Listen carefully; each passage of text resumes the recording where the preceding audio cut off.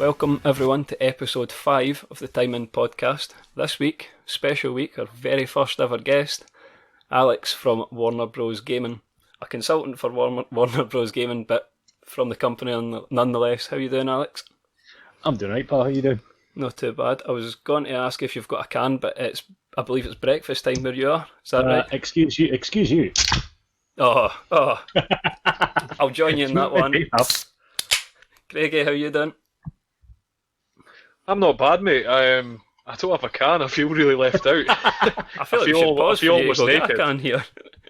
I don't think I've ever recorded a podcast without a can, but I do have a rum, so we're okay. It's okay. I'll let you off it. So, a quick intro. At some point, all three of the hosts of the Time In podcast have worked with Jordan, despite the fact he now lives in America. Do you want to give us a bit of an introduction and tell us what you do for a job? Yeah, so like you said, I used to work with you guys. Live in San Francisco now, and I'm a consultant copywriter for Warner Bros. Games San Francisco. Currently working with the events team on Harry Potter Wizards Unite. Very good game. And so that brings us on to the topic for this week, which is mobile gaming, as you'll have seen from the title. Between myself and Craig, we have mixed experience with mobile gaming, whereas we would consider Alex to be somewhat of an expert. I know he warned us about using that term, but I'm going with it. An expert comparing to us. The reason it came up is we were sitting on the Xbox, a group of us, and someone mentioned playing a game called RuneScape on their mobile. I don't know if you guys remember, it was a PC game. I believe we were in primary school when it came out. And it was the first experience of a big MMO. And so the fact that was on mobile now kind of scared us, and we thought, well, arguably, mobile games are moving quite quick, and we spoke about VR games such as Pokemon Go and Wizards Unite. We thought you'd make a perfect guess for that, so do you want to tell us a bit about the game? Yeah, sure. So Harry Potter Wizards Unite came about as a kind of partnership between Niantic and Warner Bros. Games, both of which are based in, or have a base in San Francisco. After the success of Pokemon Go, a lot of studios wanted to get on that kind of get people out and walking, because it's encouraging healthy living, and it also gets them involved with their intellectual property. Mm-hmm.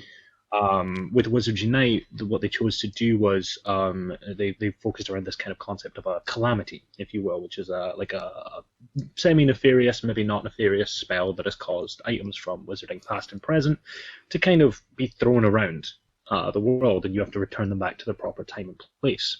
So you walk around, interact with them like you would a Pokemon in Pokemon Go, but instead of throwing a Pokeball, you trace a spell. Mm-hmm. Depending on how well you trace it is how well you can then capture it.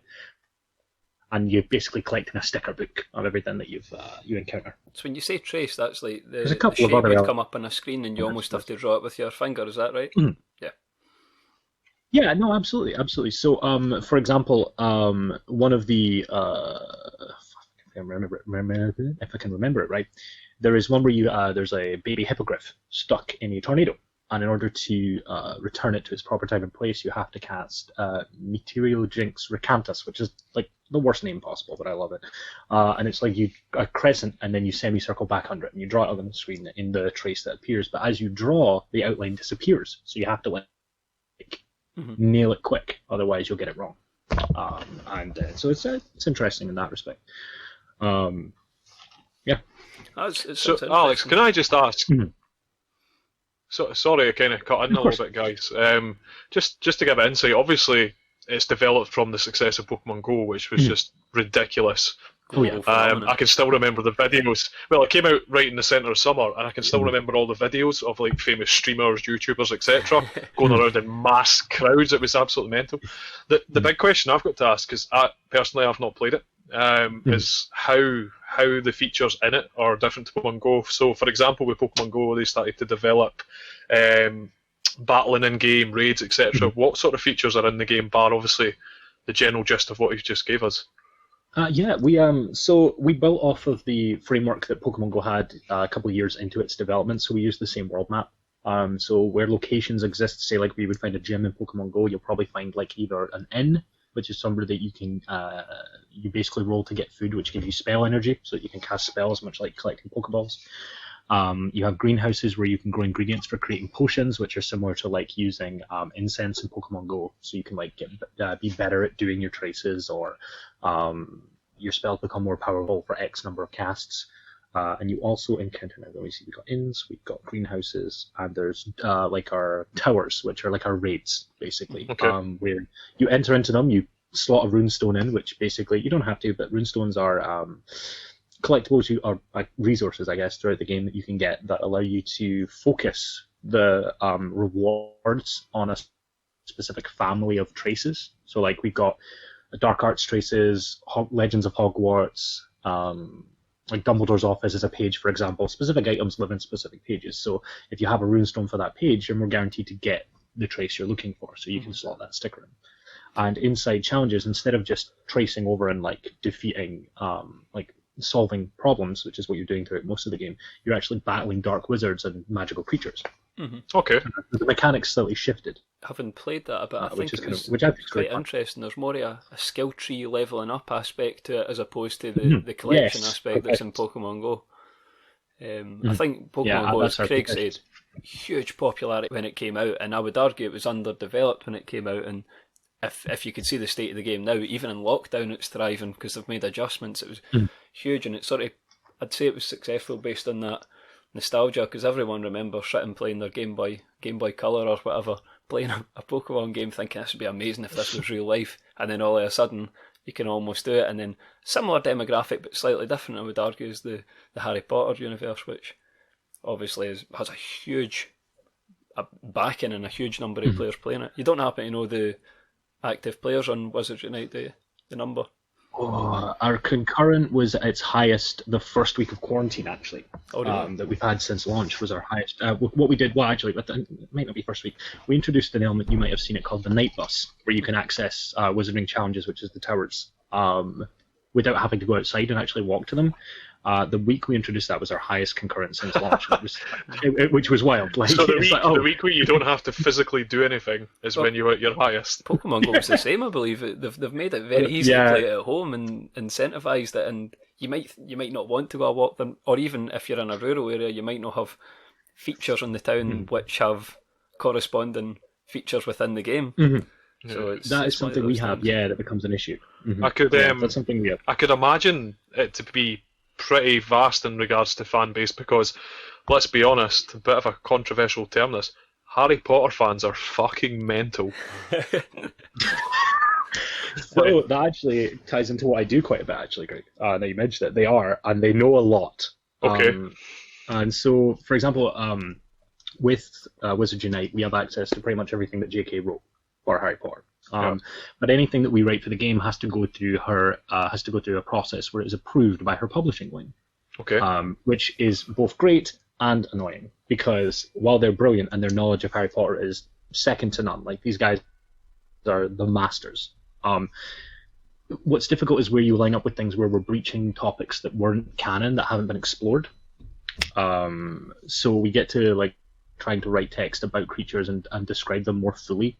And the problem can be that maybe that creature was described in, say, Fantastic Beasts and Where to Find Them, which wasn't solely written by JK. There's a couple of different versions with different editors. I didn't know that. We don't own the rights to their work. Okay. So that becomes interesting, where we have to make sure that we're describing it accurately and within what we are allowed to write, but also accurate to the franchise. Because fans will pick up and they will pick us apart. I'm not going to lie, Harry Potter fans scared the life out of me. It's almost like a different... I know we probably all fall underneath the geek category, but I think you've got like your Lord of the Rings diehards, which tend not to be the same as your Hobbit diehards. Something we'll argue about later at some point, no doubt. But I find that some people sit in the Harry Potter camp or the Lord of the Rings camp. Something that me and my girlfriend argue about constantly. I mean, like non-stop. But it's just strange how you get that sub-demographic. There is no argument, Ewan. There is no argument. We are both right. I agree. We're both right. Just to clarify, Craig's not suggesting he's my girlfriend. What Craig is suggesting is that we're in the same camp here. Mate, I've got my lockdown curls for you. I could have a shave. You never know. Well, I'll be cutting that bit out. Anyway, so mobile VR games. When we talk about mobile VR games, we're not. These are ones that let you explore the world and have features, and they're good because they get you out exercising and stuff. Something that gamers typically aren't great at. mobile VR technologies, I would say, has came on leaps and bounds. Have you guys used anything else like the VR goggles and stuff?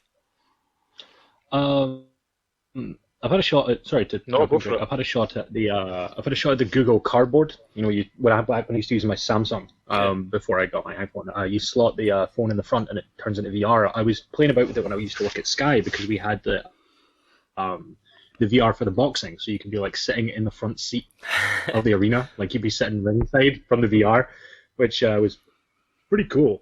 They did the same for Formula One. You could see the driver's perspective while driving. Oh. Cool. While he was racing, which was like That's mind blowing. Like, I don't know if they ever launched that to the public, but like, it was incredible. It's more Like, immersive that's than you the would future. expect it to be. Definitely, you feel like you're actually there. You feel, especially with the Formula One one, you're like your butt's clenched. Like you're like, Well, I actually had my first VR injury at Bundy's house because he won a set of goggles, and he was like, "Oh, you need to try these, mate. You need to try them." And so I put them on and we were playing a game, and it was like you were trying to swat away things that were flying towards you, and I punched a wall and thought I'd broke my finger. Didn't realise. But you do get lost. You see all these clips of people hitting TVs or falling over. So easy to do. yeah. So another thing I wanted to speak about is both of the games I mentioned before actually play into this a bit. Most mobile games are free to play, but have within them microtransactions. The term usually given to them is freemium. The idea is a combination of free and premium, whereby you can play a game completely free and you will progress through it.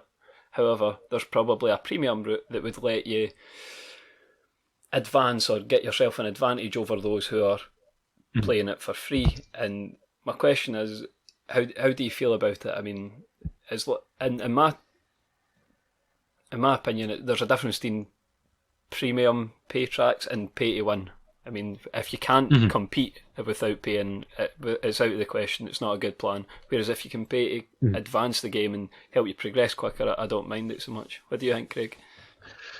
So let's get this clear. So pay to win, in my opinion, is that you pay to get an advantage over someone else who hasn't. And we agree on that, yeah? Yeah, but I think it only applies where if there's a competitive aspect. Like if there's pay to win, but you don't actually have to play against other players, I think that becomes a moot point.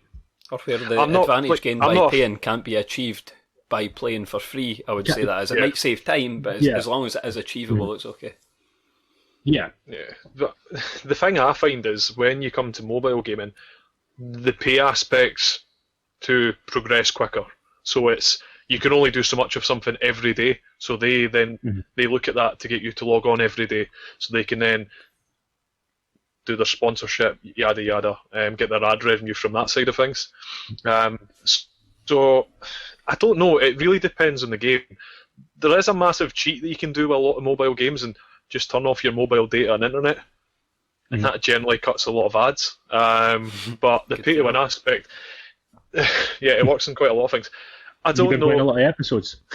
Yeah, but the big thing is paywalls and all that sort of thing. See if it's for cosmetic items. If you want to pay for it, do it. Yeah. If you want to pay for it, do it. I just find that mobile games is very good at lying about asking for money. It's very much, it's free, it's free, it's free.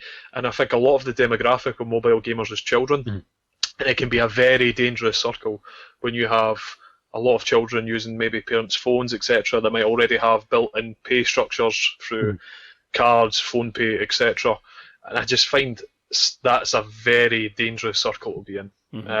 So I don't know, what do you guys think? I personally think mobile games are really not the best at lying about that they're generally asking for money. I think it really depends on how the game handles it. To hark back to the games we've been talking about, for example, with Wizards Unite, our paywalls, they're not really paywalls. Like, any currency that you can get in game you can buy, but you could also earn by playing. And if you are completing your challenges every day, you're going to earn it fairly quickly. I mean, I have a couple of times just because I struggled with where I was before the stay-at-home update that we did that allows people to collect energy from the map. Before we did that, I struggled to have spell energy because there's just no inns near me. I couldn't, get any energy or anything. And so, like, if I was at my spell cap, which wasn't very high, I would only be able to go after like 4 or 5 traces in a day before I was out. I couldn't play anymore that day until I got more energy. And you might not get energy for a couple of days because it might not be in your like login every day track. So what I've found is that what I've had to do is I've had to put a little bit of money into it to actually increase my energy cap so I can hold more. And now that the energy's there, I'm fine. Like You're sorted. Yeah. Like that kind of pay structure where you're just increasing how much of something you can hold, it's similar to what Pokemon Go did, so I personally don't have a big deal with that. I prefer that style of like no ads, but you can pay, but you don't have to. There's no actual real incentive to pay if you just keep leveling up. As opposed to ad games. I hate games with ads in them. Yeah, but the thing is, what you're saying, I can agree with it. Like, I don't mind spending money on games that I've already purchased, etc. But the mentality of obviously pay to win and all this, there's a very dirty word, well, 2 words, and that's loot boxes. That sort of slot mechanic that you might get something. Don't we dare say loot box. Well, we need to. Mobile games, we can't not talk about loot boxes, paywalls, etc. We have to talk about it. And I think as long as you stay away from that, if you pay us money, you might get what you want. Yeah, I don't like might. Guaranteed get is fine, but might is that aspect across gaming, like across the board even, is becoming more and more taboo. People are getting slated for that. I believe it was a Star Wars game that got in baller for it. COD at one point had it. It was Star Wars Battlefront. Battlefront got destroyed. That is just that's the whole premise behind games like FIFA and NBA, where you have to buy packs to get players, and they have to put up the odds now because that's gambling. It's no. Do you guys remember what they said? Do you guys remember what EA said in court? No. Was it? Oh, it was something. Surprise mechanics. Surprise mechanics. It's how they tried to. Sorry, I think it was EA.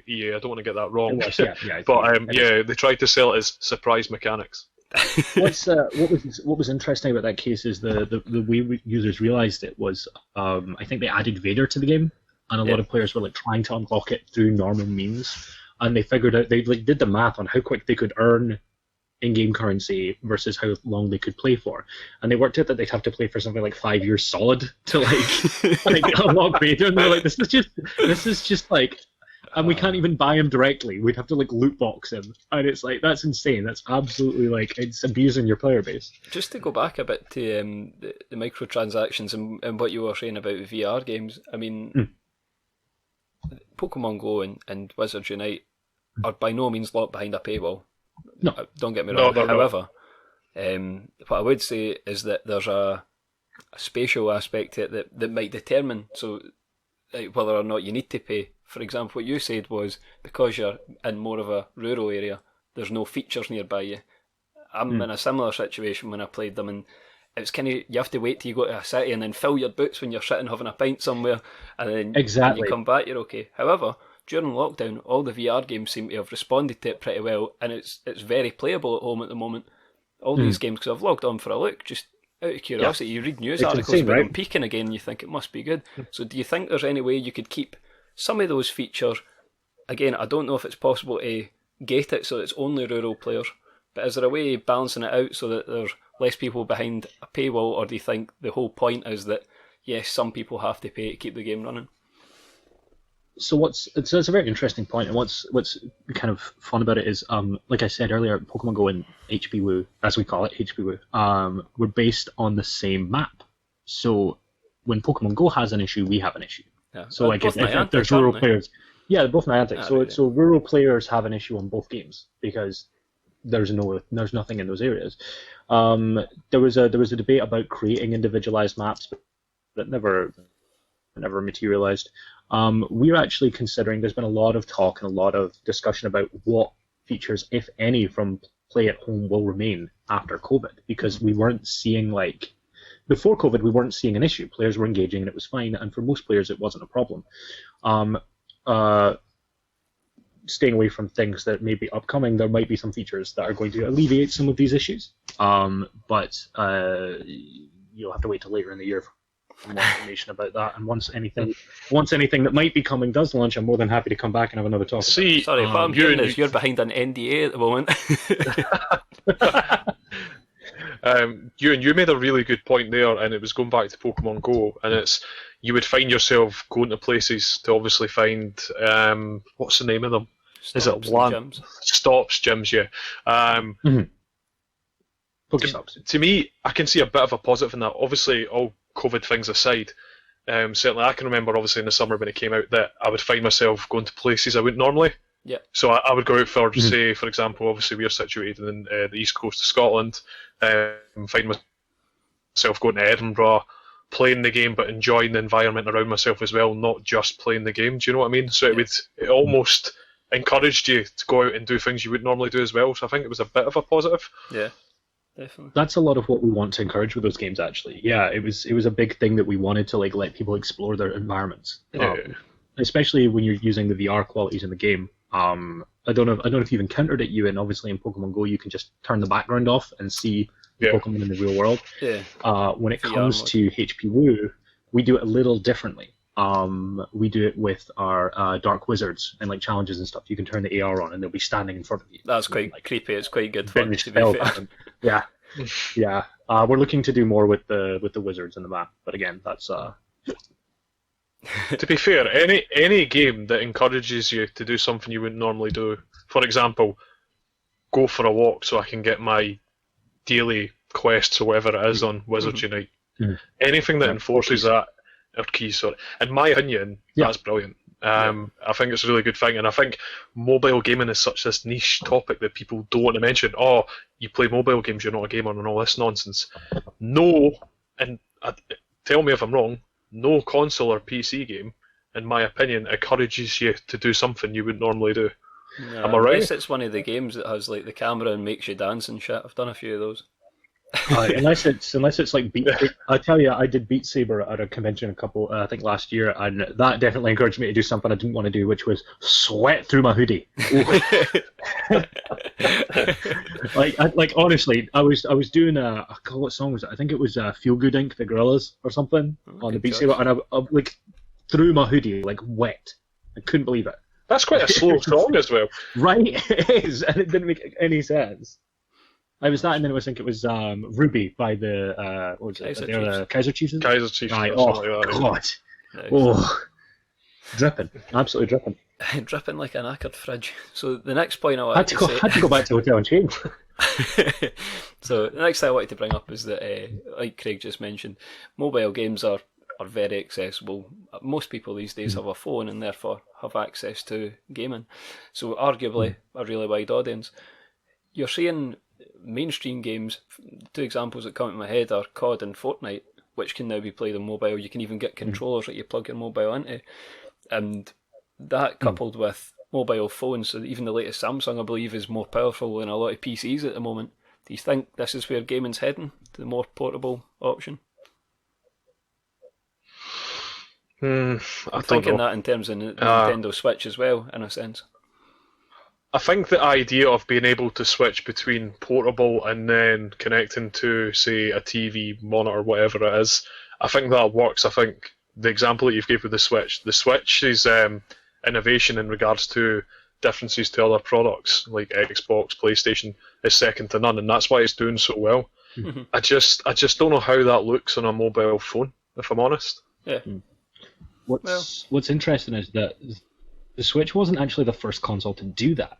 The PSP beat them by years. You used to be able to log it into used to be able to plug your game into your PlayStation and then throw it up on the TV. And what the problem was is people thought of it as a gimmick, whereas I think what Nintendo's done is they've actually managed to sell it as like an actual marketable bonus of the console, which I think was really clever. But speaking to like Fortnite and Modern Warfare, having downloaded them both on my phone the other night while I couldn't sleep and having a go at them, I don't know how anyone plays Fortnite on mobile. Like my phone almost melted through my fingers, just with the heat it was giving off, trying to load and play that game. And the controls are wild because, like, if I don't know if it's got cross-platform play, I would imagine it does. It does. It seems to like imply that it does. If I'm playing against someone on an Xbox while I'm playing Fortnite on my phone, I have a marked advantage because I have aim assist. I don't have to aim; I just have to shoot and it'll hit them. I believe the consoles have aim assist, but PCs don't. But they don't get recoil, so it's... Can you guys play any mobile phone game with touchscreen Is it just me that can't? I can't struggle. play it well. Can play Angry Birds pretty I good. can't.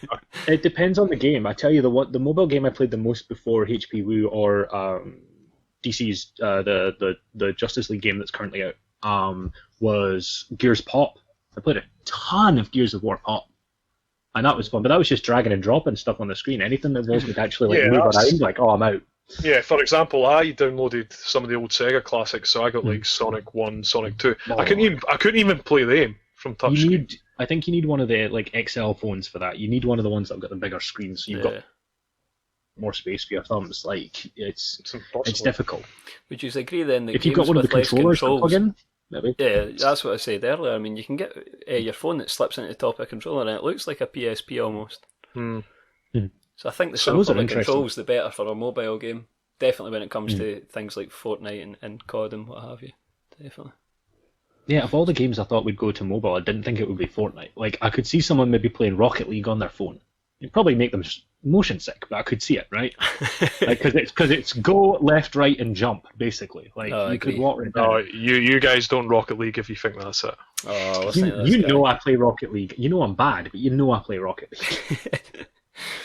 So, no comment. We'll leave that one there.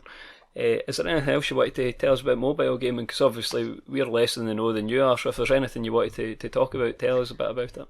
Well, what I think's really interesting is how we try and, like, mobile gaming tries to move with whatever the trends in the market are, and that's kind of very interesting, and it very much shows in what games get made and what games don't get made, or what games are successful even.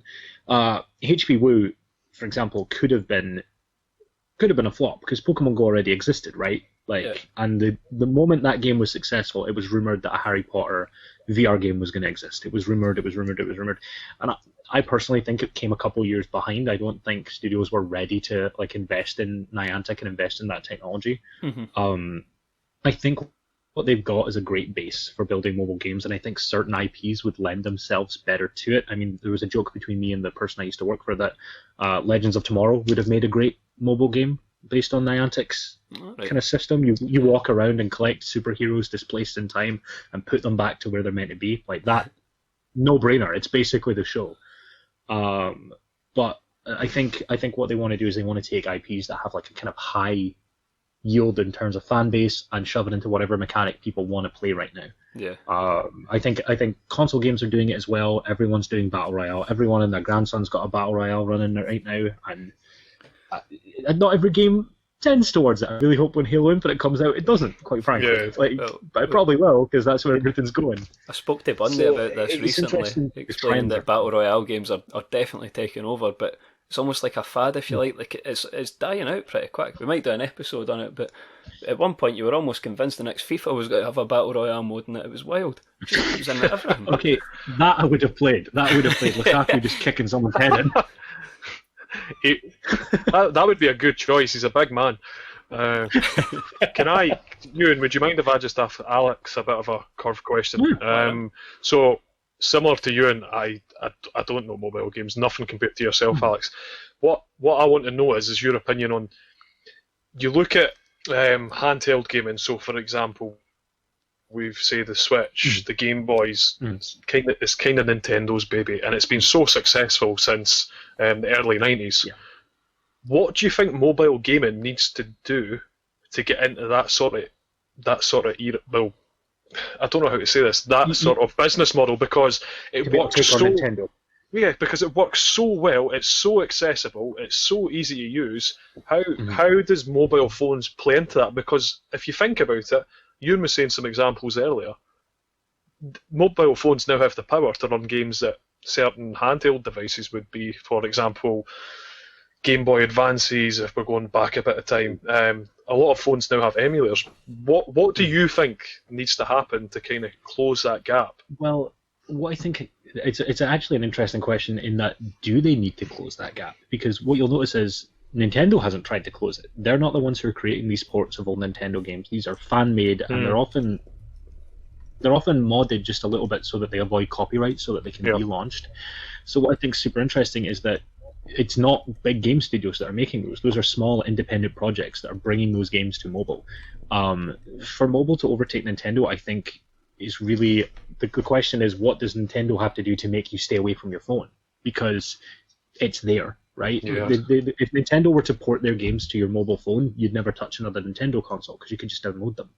But they've pointedly said, no, we're staying over here, let mobile do its thing, because there's so many different platforms, so many different phones, even within, say, Androids. The amount of different skins that developers that make mobile phones put over Android. So, for example, I had a Google Nexus, so one of the closest to pure Android phones you can get. A lot of games will run smoother on that than will run on, say, like your Samsung S6s back in the day, because they have the Samsung overlay over the top with the Samsung game environment. And what that can mean is that you have to actually tailor your game to run on those different phones. So you can't just be, oh, here's the Android one and punt it out. It might have issues on various different phones. Apple has tied that down by making them all run on basically the same OS, but that's then different again from Android. So really, the question is, what can game developers do, or even phone manufacturers do, to make it so that it's easier for developers to develop for their runtime and for their environment? Because that's what at least mobile gaming through Nintendo has for it. You can basically slot a cartridge in and you're good to go. But it's not that easy to develop games for mobile because of the variables that are in play. So the biggest thing would be is for us, and this is going to be an unpopular opinion, capitalist opinion, for us to get to the stage where phones are modular and run off the same OS. If everything ran off the same OS, mobile games could run away. Like, to be fair, you made the manufacturer's interest to do that, though. Obviously, it's not exactly. You probably made the best point of the discussion so far, and that's how do you keep people away from their phones? It's almost if you have a good enough product on a mobile platform, it's almost guaranteed viewing, because everybody, probably between the ages of what I would even say 10 to maybe 70, will have a mobile phone. It's a really rough average. They're on that phone at least once a day. Yeah. So to give you to actually play into your point there, my mother-in-law, who's in her 60s, plays Pokemon Go every day. She goes out for walks. She'll pull over in her car to hit Pokestops. Like, she has almost every Pokemon. Like, she's a beast. It's a good effort. She's got friends around. Cool. She's got friends she trades with around the world, and it's like, that's the thing you need to do. You need to capture that magic Pokemon Go captured, I think, which is player engagement, simple mechanics, and replayability. That's you're missing one big word, and that's nostalgia. Nostalgia helps. Nostalgia helps, but Candy Crush didn't have nostalgia. True. Unless you count maybe Bejeweled. But like, Bejeweled had its own mobile app and nobody played it. But again, going back to another point you made, if you say that obviously mobile games, a lot of the time they're bringing already such well-established brands, games, whatever you want to call it, across the mobile, that's what they've done with Pokemon Go as well. Yeah. So yeah, some good points, Alex. Really good. If anything, it was Nintendo saying... Sorry. If anything, it's Nintendo saying, hey, Niantic had this idea, we'll license our IP to them, and they'll do the work for us, and now we dominate the mobile space as well. Yeah. Well, I mean, that's a perfect example of a Nintendo-based game going across the mobile and being dead successful. And like you said, what's to stop you using the Switch and just using your mobile completely? I think it's that nostalgia. I mean, you could play Zelda on your Switch, but not on your phone. And then even the best phones for gaming, like remember the Sony Xperia Play? You turn the phone. Remember the Razer phone? That's true. I forgot that as well. You could turn it inside, slide it up, and it was basically a PlayStation controller, but it still wasn't the same as playing on a console. Yeah. Well, I think that's because at the time the phones couldn't handle the size of games. I mean, now you probably could run Zelda on your phone if you were to run off of, say, the Stadia architecture and have most of the game hosted elsewhere, and you're just streaming into it via Wi-Fi. That's a good point. I think never that's the thought biggest... about Stadia. I mean, what's the difference between using a Google Stadia and using your phone? I think, the difference is whether or not you can stream the content directly to the device. And I think what could be interesting is we might see a lot less. Like, I don't know if you tried to install Fortnite on your phone, but it was massive. Yeah. They need that. They could host it online and let us just click into it, I think. And that's going to be the big thing mobile developers need to, if they want to keep ahead of like console, if they want to stay in the race, they have to get their download sizes down. It's one of the big things we deal with at HP Woo is figuring out how we can keep any updates small, how we can host stuff on our end and not push it to the user. I'm glad you're here because I would not have a clue. Same. I'm just throwing in a every now and then when I'm sitting. Yeah, here. yes. Okay. Yeah. Yeah. Okay. To give you an idea, we're currently our June Community Day starts tomorrow, for High Power, and I believe we're focusing on the Dumbledore's Office page. So Ewan, if you need to get your pensive, now's the time to do it. I'll be honest, or I will be haven't tomorrow. played Wizards Unite in about. Did it come out about a year ago? Get in there, play it, man. It's much better now. Wait till the next update. Well, I did hear that any VR game is much better now than they have been because they've came on leaps and bounds and they're all learning from each other. And we're letting you turn VR off, and I think that's the big thing. It's like letting you just go, okay, I just want to use my GPS. Yeah. That's it. That's the only thing I want to interact with. Do you guys not remember with the launch of Pokemon Go, the rise in battery pack sales? Yeah. Because the battery format, sorry, not the battery format, the way in which the game was designed literally just ate your phone battery. Mm-hmm. That was something we had to figure out with HP Woo, apparently. I heard from one of the testers that's something that they had to okay, how do we not cause this battery drain? Well, definitely. Which was apparently a challenge. So, nice. I had a question that we wanted to ask you because the three of us have all answered it. Me, Craig, and Bundy, and we find it's quite a good question to get a gauge about someone and what kind of person they are. So, imagine you were going to have a night out at the pub, just you. Right. The bar was all going to be served for you, and you could take 3 guests with you, whether they were dead or alive from any time, any year. Who would they be? Oh, that's a difficult question, Prentice. That's a difficult one. We pretty much all agreed on like a comedian, an athlete, and a musician or a writer. Or there was a good mix. Can I just while we're having a think? Poor Bundy isn't here. Bundy's, I think I'm right in saying, was Michael Jackson. Yep. George R.R. Martin. Yep. Who was the third one, Ewan? Because it was absolutely ridiculous. George R.R. Eric Martin, Clapton? Michael Jackson. No, I don't. Was it? I think it was Eric Clapton. Anyway. I can't remember, Craig? but honestly, it was. Mine's were Greg Davis, the comedian. Aye.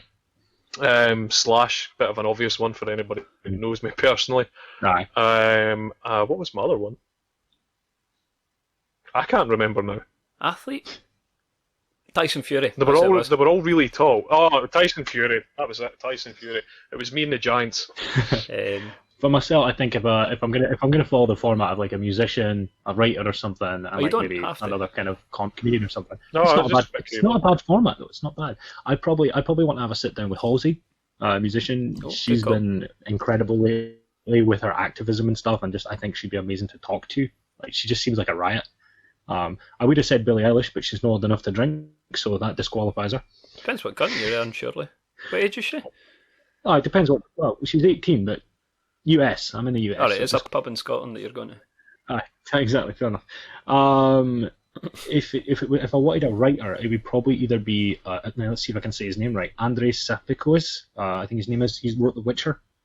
Oh, really? Just to pick his brain. Yeah. Oh, he's an absolute beast. I would pick his brain. Especially because he will not comment on the show and stuff. He's like, he says stuff like, how do you compare spaghetti and a bicycle? They are two different things. I'm like, what a legend.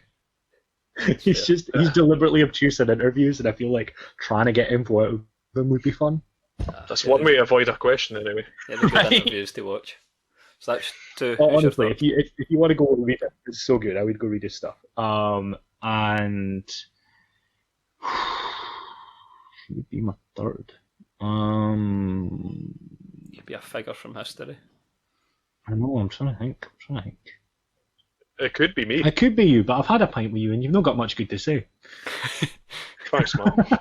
That's why I'm now running a podcast with you. I was going to say, I've also had that pint. That's why I'm now at a distance from the other end of a computer. Sorry, Craig. That's true. That's true enough. He's getting absolutely just dunked on right now. That's fine. I'm just having a little more rum. Probably Dave Filoni. I'd want to sit down with Dave Filoni. Who's that? Sorry, apologies. Who's Dave Filoni? If you don't know who Dave Filoni is, Dave Filoni was the mastermind behind Star Wars: The Clone Wars and The Mandalorian. He also wrote most of Avatar: Legend of Aang, and he was involved, I think, briefly. No, actually, the first series of Clone Wars was Jenny Tartarovsky, who did Samurai Jack, but then it was Dave Filoni from then on, so it'd be Dave. He seems to be the absolute brains behind anything good that's Star Wars these days. Like, if he's involved, it's a no-brainer. It's going to be a knockout. I'd love to pick his mind about the Clone Wars and Mandos in general. That would be good. Can I throw a bit of a curveball at sure. you? So obviously you're on the Time In podcast. Mhm. Tell us something that you've put time into and you've progressively got better at it. Because obviously we're in a rare... I'm not good at Destiny. We're not allowed to talk about Destiny, Alex. That's No not going to Destiny happen. anyway. I still have Unreal nightmares about taking you through Destiny raids. But no, Touch me, tell me I'm bad, Craig. Tell me I'm bad. just stop it.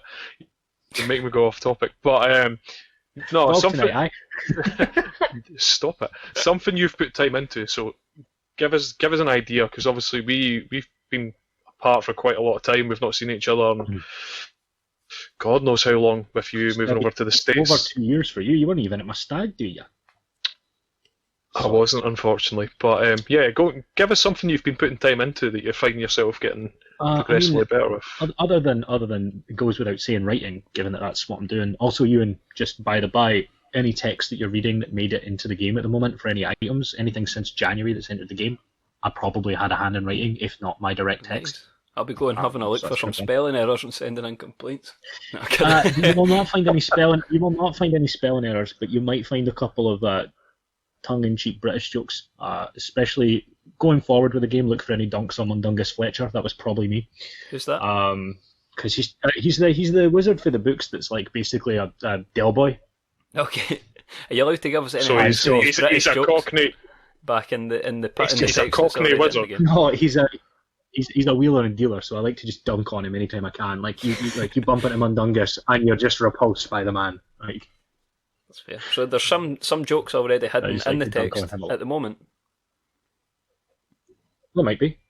Okay, we'll go hunting for Some them. cheeky Easter eggs. Go hunting. See if these I like to do callbacks to dialogue from the book if I can. So if a character said something, if I can call back to like an actual line of text somewhere, I'd love to do that. Mhm. Especially on like I didn't have a hand in the professions skills at all. But if I had, that's where I would have put a lot of stuff. I'd love ideas for that. Good. But other than writing, cosplay is one of the things that I think, and 3D printing, that I've got really good at. I've got a shipment of fabric arriving on Wednesday to make my Mandalorian flight suit.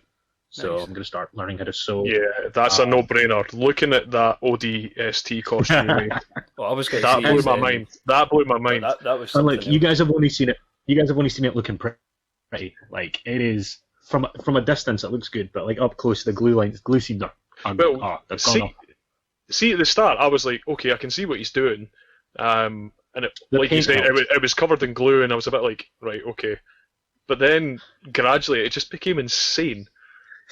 No, It's your so I cosplay, think the I Borderlands spent ones were total- impressive, to be fair. They were really good as Thank well. you. Yeah, Handsome Jack was fun, and the Psycho was fun. I only cosplayed the Psycho once. I took him to an Asylum convention down in London, but yeah, we took Jack and Moxie to Comic Con. I mean, It was really fun. Psycho's really the only one you can do if you're in shape at the time. Let's be fair. I mean, imagine Craig dressed up as a Psycho. No, because see, Craig would be a marauder. Oh, that's And true. we just pad him up and give him a big shield and tell him to just tell people to give him their loot, and then he can just shield I back. could see Craig as a I Master want- Chief though, because isn't he pretty tall? Chief is 7. No, Chief is 6'9". That's basically what Craig I is. think, or 6'11" maybe. Yeah, I'm not far yeah. off. This is you guys just trying to make up for bullying me. You're like, yeah, Craig would be a good Master Chief. You'd be a good. He could also be a brute. Oh, Jesus! Just shots fired. Like you're a Titan. That's I that's the way you explain it. I can't believe I'm going to say this. I miss Bundy. He would be sticking up for me Oh, here. he would be piling in. I'm sure he would. I could phone him. No, He's he busy, wouldn't. which is No. why he isn't here this week. But I Craig, could easily phone him and he would just- chime in just- on this. Just to let you know how thoroughly you get dunked on, we were playing Destiny the other night, not to talk about it again, but Prento was on, Dan was on, and Sean was on, and you were still getting dunked on, and you weren't even there. I think it was It's Sean this fine. time actually. You could play a whole Sean started, I think. you could play a whole season of Destiny, and I'd still be better than you and coming back about kind of 100 light levels lower than you. Look, pal, all I'm going to say is you're a Titan and you can't fly. Okay, fair enough. Anyway, What I was think that? Gust of I think wind? we'll leave it Craig, on that note. gust of wind. We'll leave it on that note. So, thanks, Alex, for joining us on this. It was really good having you. Oh, I'm it was sure a we'll have you pleasure. back at some point in the future on another episode. I'd love to. We've got a few ideas that will involve episodes with different people, so it'd be good to get you back on. Where can people find you if they want to have a look at your cosplay or maybe chat to you about mobile gaming? If they want to check out any of the stuff I have, the main place to find me is Alex Talisker on Instagram, just AlexTalisker. Good. Nice and easy to spell, no spaces. There's a link tree on there to basically everywhere else I am. I occasionally stream, and if I'm gonna, I'll post about that. It's been a while. Yeah. Awesome. Happy to answer any questions. Good stuff. Well, thanks for coming on. Really appreciate it. You happy with that, Craig? Nice having you, yeah. Despite the section of abuse at the end. But that little section of abuse is pretty much the entire theme of being on the Xbox and a party together, usually. I love how a guy, Sean, who spoke to me about twice. Even somebody who Can spoke talk to you shit. twice knows you're a prick. Anyway, we've been the Time In Podcast. Follow us on Twitter at Time In Podcast 1, Instagram at time_in_podcast, and YouTube, the Time In Podcast. I believe that's all the social media. Once we upload this episode, I think we can get onto Spotify, assuming we're accepted. I believe it's an application process, so we'll have a look at that. Don't let Bundy do it. Yeah, I'll do that, don't worry. And we're hoping that Bundy will be back very soon in the next episode, if not the one after. So, cheers for having us, guys. Cheers, guys.